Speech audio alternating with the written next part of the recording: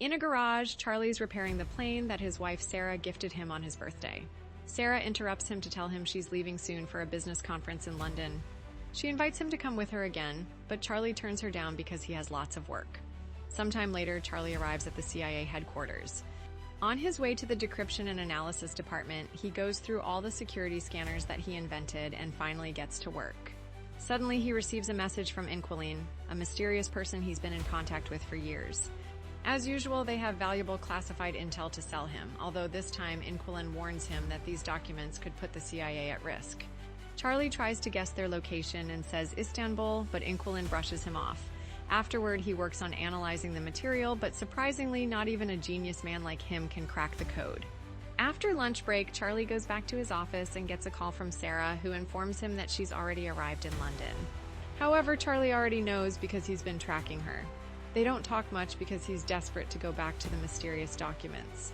Since he still can't crack the code, he takes his computer to the restricted area where a more advanced system helps him progress faster. It takes him a while, but he finally opens the information in the documents, which leaves him in shock. These are top-secret government files revealing that a drone strike disguised as a self-deletion bombing was authorized and covered up. There are clips from the news reporting 150 casualties, including French Special Forces and Danish Marines. This whole operation was organized by Chief Moore, who is also Charlie's boss. That night at home, Charlie tries calling Sarah, but she doesn't answer, so he leaves a voicemail. The next day, Charlie arrives at the office and is surprised to find Moore waiting for him. Moore takes. Charlie refuses to accept the news and insists on calling Sarah. In response, Moore turns on the television to show a breaking report. The reporter explains that 4 individuals entered the hotel, took multiple hostages, and seriously injured 2 people during the incident. Moore then plays the hotel's internal security footage, which shows the unfolding situation and confirms that Sarah was one of the people involved. When Charlie returns home, he's met with a crowd of media reporters seeking answers while police officers attempt to control the scene. A close friend helps Charlie enter his home quietly, shielding him from the public attention. The following day, Charlie confronts Moore and their supervisor, Caleb. He expresses strong doubts, questioning how a group could have bypassed London's extensive security systems and navigate through traffic without detection. Moore assures him an investigation is underway, but Caleb advises Charlie to take a break and return later. The next day, Charlie goes to the airport to collect Sarah's belongings and bring her home. While unpacking her suitcase, he finds a small gift she had bought for him, triggering a deeply emotional reaction. Charlie returns to work and uses a restricted system to review and analyze security footage from the hotel and surrounding streets. He creates a detailed timeline and presents his findings to his superiors. The analysis reveals that the group had stolen a car in East End, entered the hotel through the service access, and took careful steps to avoid leaving any trace. It appears they had a meeting planned with an international investment group. However, a dispute began in the corridor. A security team member tried to intervene, which led to a confrontation where 2 guards were seriously injured. Hotel security was alerted immediately and contacted the authorities. In an attempt to leave undetected, the intruders entered a conference room and took several individuals as hostages. Sarah was among them, having tried to assist others in escaping. Using voice and facial recognition tools, Charlie identifies the individuals involved: Mishka from Moscow, Lawrence, a former security operative, Horst, an international contractor, and Gretchen, a former intelligence analyst. As he finishes his presentation, Charlie notices that Moore and Caleb show no reaction. It becomes clear they already knew. Charlie is told by his supervisors that they're already addressing the situation, and they recommend he speak with a therapist. The following day, Charlie discreetly hides a device inside his ID badge and manages to get past security without it being detected. Once inside his office, he prints classified documents and uses a special tool on the printer to create a digital copy. That evening, Charlie visits a local bar and quietly observes a jukebox. The next morning, he confronts his superiors again, this time using the confidential files he obtained. He presents a detailed list of unauthorized missions allegedly connected to Moore, including operations that resulted in unintended consequences. Charlie warns them that he has set up a fail-safe system. If he doesn't enter a secure code every 5 hours, all the information will automatically be shared with major news organizations. In exchange for keeping the information confidential, Charlie requests formal training, international documentation, financial resources, equipment, and intelligence on those responsible for Sarah's case. After the tense exchange, Charlie returns to his vehicle and experiences a wave of stress. Back at headquarters, Moore suspects Charlie may be bluffing. But Caleb notes that they can't take any chances. They agree to investigate how Charlie accessed the data, and if necessary, address the situation during training exercises. Caleb and his team begin reviewing how Charlie might have duplicated the files. They consider the use of a digital copying device, which wouldn't be effective on secured systems, but could work with a standard printer. It's possible Charlie printed the documents and then used a magnetic device to store the data. Security footage confirms Charlie purchased such a device, but the team is unsure how he brought it into the building undetected. A search of his home reveals that he visited a local bar more than once. Upon investigating, they find an ABBA CD hidden inside the jukebox. Caleb selects the corresponding track, but only static is heard. Realizing something is off, they remove the CD, the one Charlie had left behind. Meanwhile, Charlie arrives at a specialized training center and is greeted by Colonel Henderson. They begin with a session at the shooting range. Despite his determination, Charlie struggles with accuracy, a clear sign he still has a lot to learn. He needs to get really close to the target to hit the exact spot. But when it comes to building devices, Charlie works with remarkable speed, which impresses Henderson. Next, Charlie must memorize every detail of his new identity. To prepare him for pressure, Henderson puts him through intense physical drills, pushing his limits to ensure he can recall critical information under stress. Finally, the new passports are completed. That night, Henderson visits Charlie in his room. He tells him that he doesn't believe Charlie is someone meant for violence, but Charlie insists he wants justice. Henderson then presents a test. He hands Charlie a weapon and asks him to aim. Charlie's hands tremble and he can't bring himself to follow through. At the agency office, the team spends hours decoding the contents of a secure disk. Eventually, they discover that Charlie may have been bluffing about the threat he claimed. They immediately alert their superiors, unaware that Charlie is secretly monitoring their actions. It turns out that a small chip on Charlie's badge was actually a transmitter. He had embedded surveillance tech inside the files he handed over. Moore, now aware of the breach, calls Henderson with orders to bring Charlie in, but Charlie has already vanished. As Moore ends the call, he spots the bug and realizes Charlie has committed a serious act of betrayal. Charlie removes his earpiece and boards a flight. Upon landing in London, he clears customs and sets off toward Paris. Soon, his fake passport triggers a system alert, and Moore sends Henderson in pursuit. In Paris, Charlie checks into a hotel close to a restaurant where Gretchen is often seen. Eventually, she appears and Charlie begins tracking her device. He waits patiently outside her building until she leaves. When another resident exits, Charlie takes the chance to slip inside. Using a video tutorial, he manages to unlock Gretchen's door. Inside, he scans the apartment, takes photos of her planner, and finds a concealed handgun. He keeps it just in case. Suddenly, his tracker notifies him. Gretchen is returning. Charlie hides on the stairwell. But when Gretchen finally enters, he freezes. He still can't bring himself to act. Feeling disappointed, Charlie hurries back to the hotel and imagines Sarah waiting for him.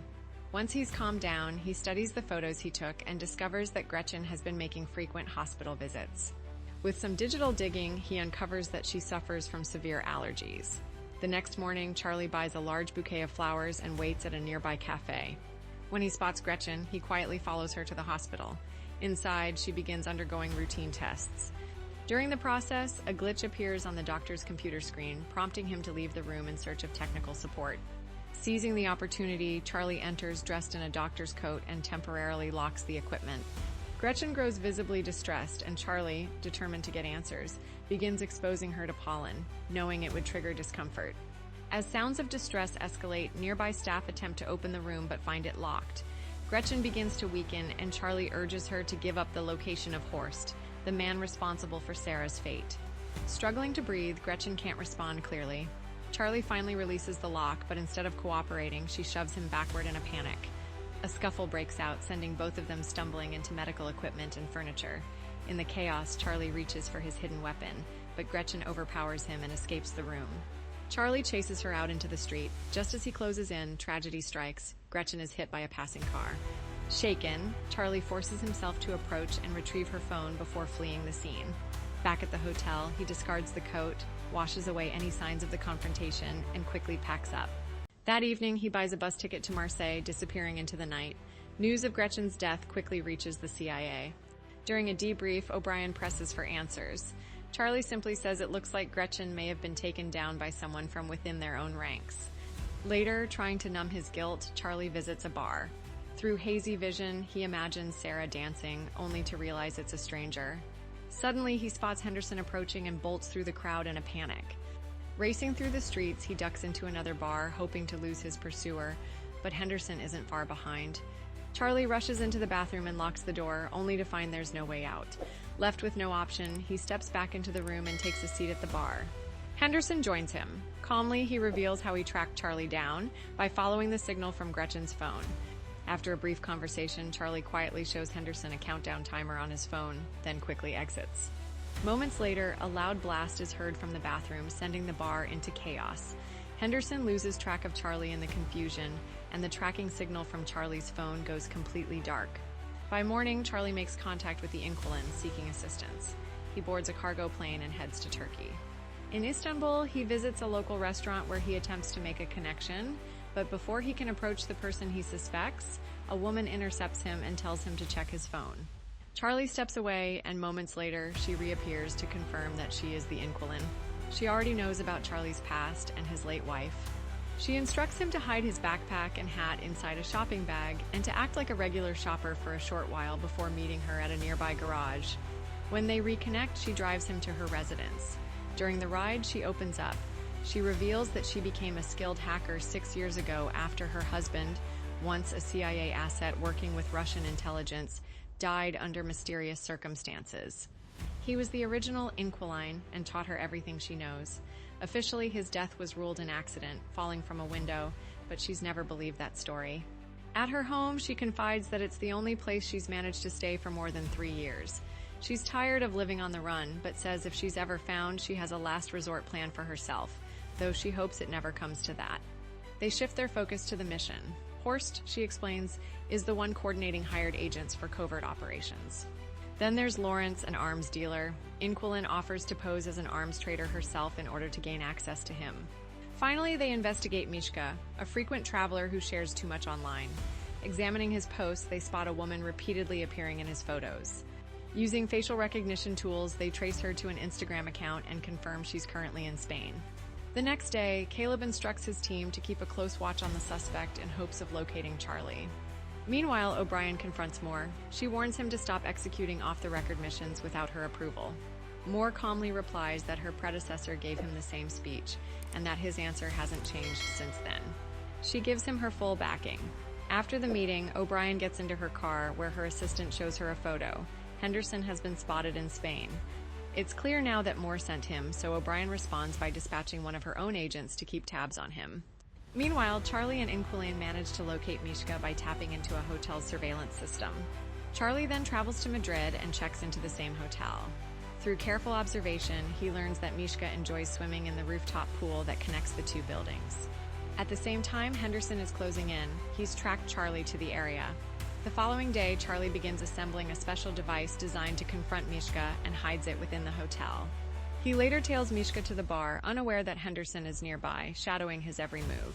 Charlie discreetly informs Inquilin through his earpiece. She quickly runs a facial scan and confirms that Mishka is connected to the CIA. Moments later, she spots Henderson on a different camera feed and warns Charlie to back out of the mission. But Charlie insists they're too close to stop now. Later, when Mishka heads to the rooftop pool, Charlie approaches him directly. He demands to know where Horst is, explaining that if Mishka doesn't cooperate, he'll trigger a mechanism that could compromise the safety of the pool. Mishka, dismissive, swims away without responding. Charlie presses a button, and the structure begins to tremble as hairline cracks appear on the glass beneath the water. Realizing the danger, Mishka begins swimming faster, but the situation spirals out of control. The pool structure gives way, and the water cascades into the street below, taking Mishka with it. Then Inquilin warns Charlie that both Henderson and another agent are closing in fast. She quickly gives him directions to make an escape. A tense chase begins, and Henderson nearly catches up to him, until the second agent suddenly intervenes, intercepting Henderson. The two men clash inside the hotel's laundry room. Charlie, hidden nearby, watches as the fight escalates. Furniture is knocked over, and the agents wrestle furiously across the room. At one point, Henderson tries to subdue the other using a washing machine as leverage. The agent draws a weapon and fires, but Henderson manages to disarm him and return fire. Charlie hesitates at the door, unsure whether to step in, but Inquilin's voice crackles through his earpiece, urging him to leave before it's too late. Reluctantly, Charlie turns and runs. The next day, O'Brien calls Moore into her office. She calmly asks about Charlie's status. Moore claims he's on bereavement leave and she dismisses him without further questions, only to later reveal she's obtained surveillance footage from the hotel. At the same time, Caleb and his team review that same footage and begin to piece together that Charlie wasn't acting alone. By combing through encrypted messages, they uncover a pattern, finally tracing some of them back to a mysterious contact, Inquilin. Digging deeper, they uncover the archived file of the deceased agent who once used that alias. Putting the pieces together, they suspect his widow may have stepped into his role. That evening, with the adrenaline of the day behind them, Charlie and Inquilin agree to rest. For once, it's not about strategy or survival, just the quiet comfort of not being alone. They're suddenly awakened by the loud screeching of Inquilin's birds. Checking the security cameras, they see several agents closing in fast. Wasting no time, Charlie and Inquilin escape through a hidden tunnel built into the wall. As they move through the exit route, Charlie notices a surveillance drone scanning the area overhead. They sneak into a nearby building, staying out of sight. Just in time, they slip out of the neighborhood moments before the agents storm into the house. Inside, the computer system is already wiping all files, leaving nothing behind for the intruders to recover. After a sprint down the beach, they reach Inquilin's car. Unfortunately, the drone spots them and a pursuit begins. The agents close in quickly, even deploying a small boat from the water. A long chase follows. Eventually, the vehicle is hit and disabled. In the chaos, Inquilin is gravely injured. With no other option, Charlie gently moves her to the passenger seat and takes over driving, navigating through side roads until he finally shakes off the pursuit. Later, he parks the car in a quiet garage and takes a moment to say goodbye to his friend. The next day, Charlie contacts Lawrence while posing as an arms dealer to arrange a meeting. He then purchases new electronics and travels to Romania.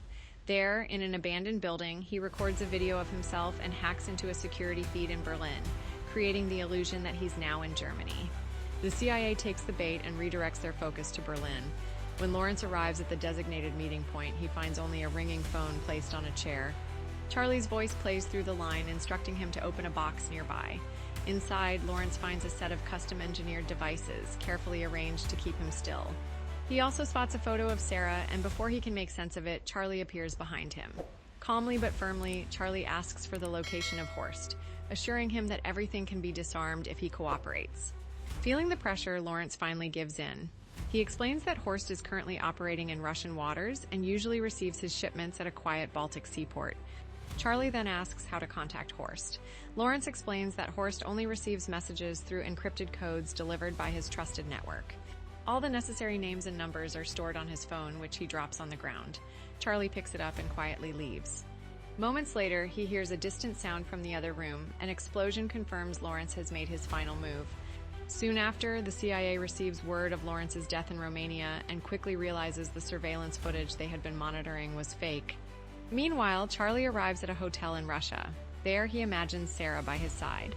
He opens a small gift she once gave him, a puzzle box. He solves it quickly, revealing a heartfelt message she left for him inside. The next morning, Charlie heads to the port and spots a suspicious vehicle. He sends a coded message intended for Horst's network. Not long after, he sees a man by the car checking his phone, confirmation. Charlie follows the man discreetly and photographs the boat connected to him before heading back. Later at the hotel, Charlie purchases some tools and uses the boat's registration number to trace it back to a yacht. He also studies possible sea routes Horst might be using. The next day, as he approaches the yacht, someone sneaks up behind him and knocks him unconscious, causing him to drop the puzzle from Sarah. Charlie wakes up aboard the yacht, now face to face with Horst. Horst reveals he discovered the hidden device Charlie had planted earlier and notes that Charlie seems to avoid direct confrontation. He challenges Charlie to take action himself and offers him a choice, but Charlie remains calm and steps back. Suddenly, the yacht begins turning sharply in the opposite direction, throwing the crew into confusion. Charlie reveals that he's taken remote control of the vessel. Since he once worked on the cyber protocols securing CIA-linked assets, he was able to override the system and redirect the yacht to Finnish waters. Soon, the Finnish Navy and Interpol surround the vessel and detain Horst and his team without resistance. Later, O'Brien holds a press conference announcing the successful capture of several rogue agents who had been exploiting agency resources for covert operations. It's a major victory. Afterward, Henderson finds Charlie and tells him he's proud of everything he's accomplished. In the final scene, Charlie visits Sarah's grave in silence. Later, he returns home, walks into the hangar, and finally takes their plane for a peaceful ride. Don't forget to subscribe and turn on notifications to catch more stories like this. Thanks for watching.